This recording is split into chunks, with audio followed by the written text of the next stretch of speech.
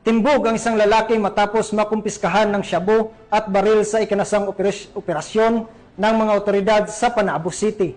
Alamin ang iba pang impormasyon mula kay Patrolwoman John Marie Joy Rupin. Isang lalaki na kinilalang si Alice J.R., 34 anyos, matapos ang operasyon na isinagawa ng Panabo City Police Station noong Hulyo 11 taong kasalukuyan, katuwang ang 2nd Davao Norte Provincial Mobile Force Company at sa koordinasyon ng Philippine Drug Enforcement Agency Region 11.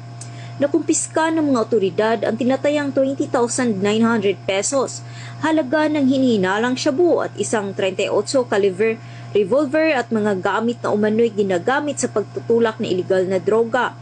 Ang suspek ay maharap sa kasong paglabag sa Republic Act 9165 o Comprehensive Dangerous Drugs Act of 2002 at Republic Act 10591 o Comprehensive Firearms and Ammunition Regulation Act. Ayon kay Police Lieutenant Colonel Dexter R. Cuevas, officer in charge ng Panabo City Police Station, malaking hakbang ito laban sa iligal na droga sa lungsod. Gayunpaman, binigyang diin ng mga otoridad na ang tagumpay ng kampanya kontra droga ay nakasalalay hindi lamang sa aksyon ng kapulisan, kundi pati na rin sa aktibong pakiisa ng bawat mamamayan.